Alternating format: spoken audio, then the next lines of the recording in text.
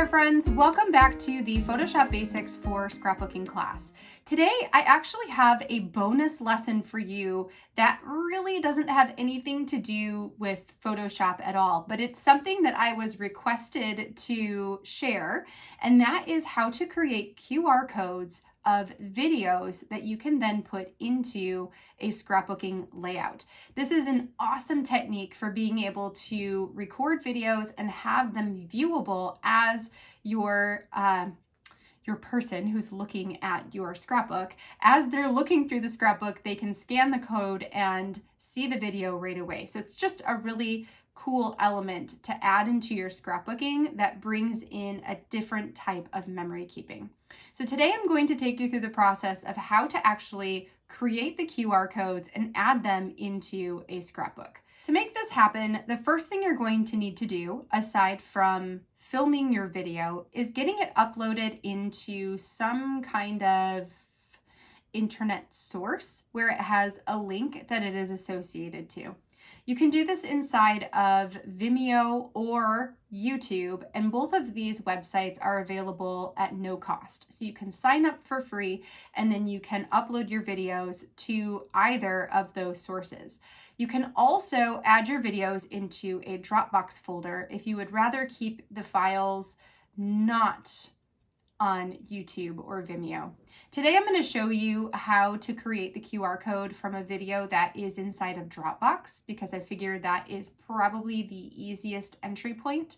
But I do just want to mention and keep in mind that you can upload them to either of the two video streaming websites and use them from there as well.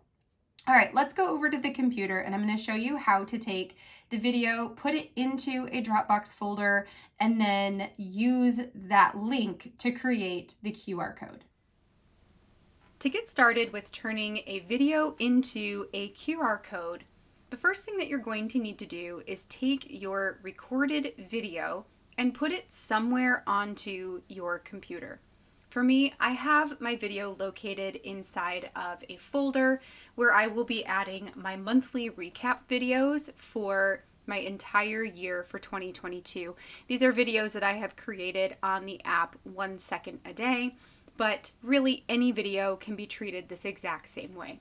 So first I went ahead and added my video into a file on my computer.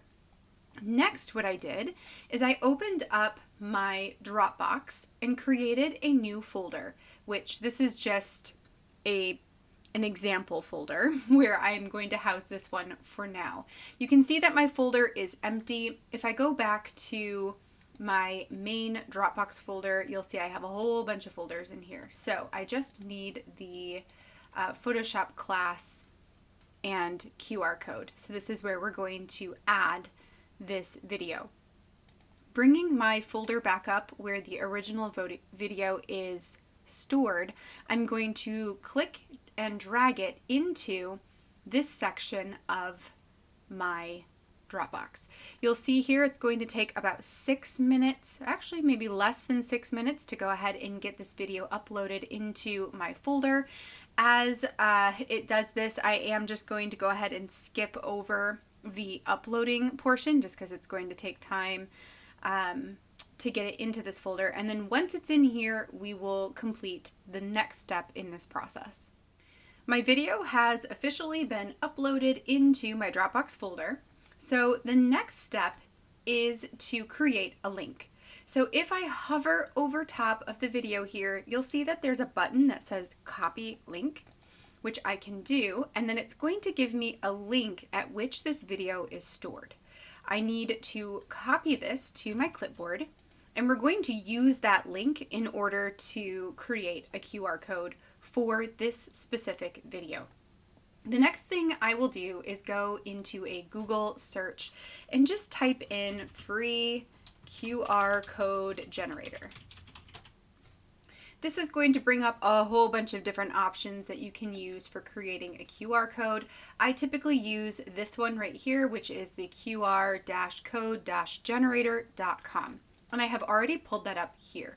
So here is the QR code generator that I am going to be using.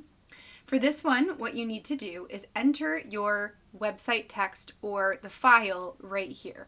I am going to add my website at which this is stored, so the URL that we copied from earlier. Then we can go over into the right-hand options here, and it just allows you to put a frame on here if you want. You could have something that says like scan me, or you could just have the QR code, the square, as its own entity. When you get this the way you like it, you click on the download JPEG. You can also download it as a vector image if you like. And then once you get to this portion, you don't really need to do anything else except to just wait while it's being generated. Once the QR code is created, it's going to download to your computer as a PNG. You can see mine right here in the bottom hand corner. I can bring this into my downloads folder. And then let's go back to that monthly recap video, and I can now add my QR code into the folder where I've stored everything else. I just want to rename this. I'm going to rename this to match what I have above. So we'll call it the 2022-07, so July monthly recap video. And there is my PNG. If you want to use this in your scrapbooking, you can open it inside of really any type of program. So it'll open up as a photo, it'll open up in Microsoft Word if that's what you're using. You can upload it into Canva as an image. For our sake, I will show you in Photoshop that if I go to open and let's go find that video, I put it in my Project Life file, and it is videos, monthly recap, and there's my QR code. So from here I can take the QR code, copy it, and paste it wherever I want it to go, and then I can adjust the size of it if I want to adjust the size, and so on and so forth. But that has created my QR code. Next, once the QR code is printed off and put wherever I want it to go, all the viewer needs to do is scan the QR code with the camera portion of their phone, and it will open up the link that the video is stored at. So you'll be able to watch the video just by scanning this QR code. A couple of notes. If you are using Dropbox to store your videos, they are going to be private. So really the only way this video can be viewed is if I come into my Dropbox folder and open up the video, or if I have it stored as a link somewhere else. So if I share the link with another person, they can go and open up this video and watch it. Since I have created the QR code, that's essentially like sharing the video, then the code can be scanned and the video can be watched. Otherwise, this video is only viewable inside of my Dropbox folder. If you are using a program like YouTube, I'll just open up my Creator Studio here. If you're using something like YouTube, you know what, let's go ahead and get this video in here as well, just so you can see what this process looks like a little bit. You are inside of Project Life, videos, and this video. Okay, so let's say I'm going to upload this video to my YouTube. In here you can put all kinds of information, your title, a description, a thumbnail. You can add it to a playlist. You do have to designate whether or not it was made for kids, and that's mostly for ad types of things. Even if you're not putting ads on your video, you still have to say this. There's more options if you want more options, but what I want to point out, say no, we'll go next. Okay, no for monetization. We'll go next. We don't need anything here. We don't need anything here. Okay, here's what I want to show you, is the visibility. So inside of the visibility, you can save or publish your video, and there are 3 different options that you can save your video at. I believe Vimeo has the same or very similar types of settings on visibility for their videos as well. But I'm just going to show you the YouTube one because I think it will relate to Vimeo if that's the service that you prefer to use. So you have private, unlisted, and public. If you set your video to public, it is going to be visible to everybody. So it will show up on your feed. It will be a searchable video, so somebody could search for it and find it and watch it. Generally, all of my YouTube videos that I'm creating as process videos, I put as public so that everybody can see them. Unlisted means that it will not show up on your feed or as a searchable video, and it will only be viewable with anyone with whom you've shared the link. So this is going to work very similarly to Dropbox, right? So anyone with the link can watch your video. Otherwise, they won't see it. Private means that only you and specific people that you allow to see the video can see it. So this is going to be, if I shared privately, it will allow me to choose people from, say, my contacts that I can add to my video, giving them permission to watch this. Otherwise, only I can see this video. Even if I created a link and shared that as a QR code, it would show up as not watchable because it is private. So to create the QR codes, you want to make sure your video is unlisted or public, depending on who you want to see the video outside of yourself.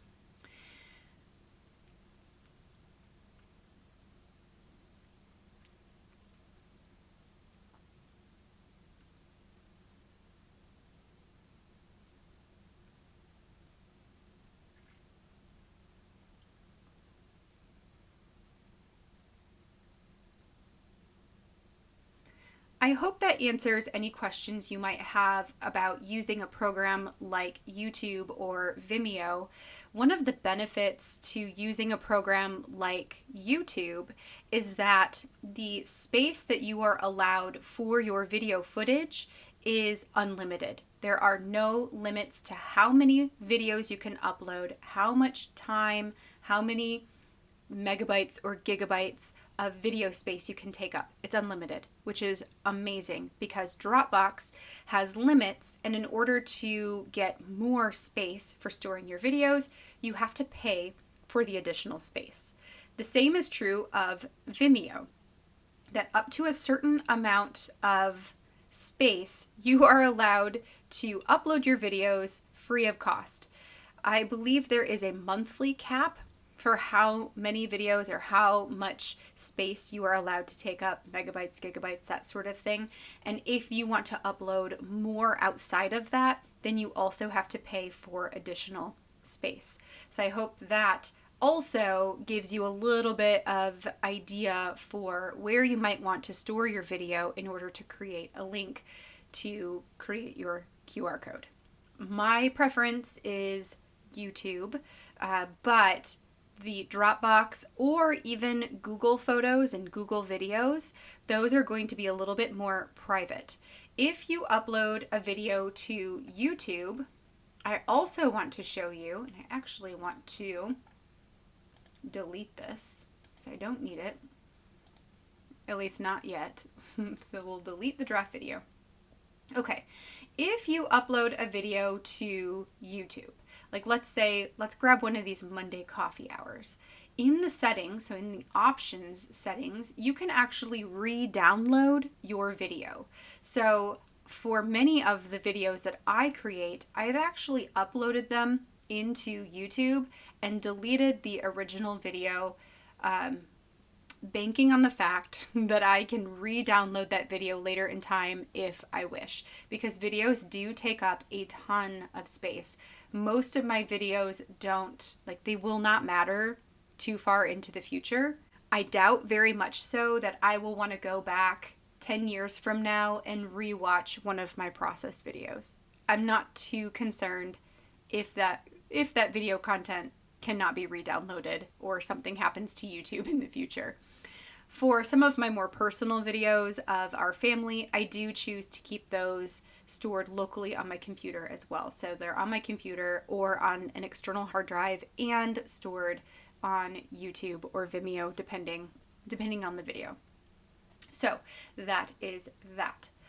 All right, friends, I hope that helps to answer some questions about how to create a QR code. I am coming back next month. We're going to be starting on a new topic, which is stamps, digital stamps, and digital brushes. We're going to be talking about that for the month of September, and then switching gears to another topic in October. So next month is all about digital stamps.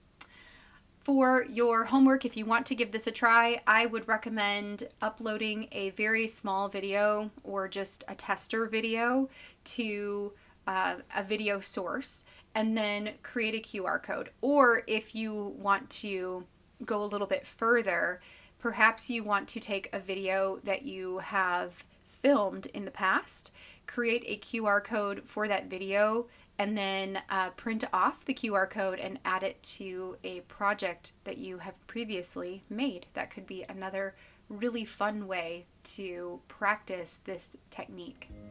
Until next time, friends, I hope you have a great rest of your day, and I will catch you in next week's videos.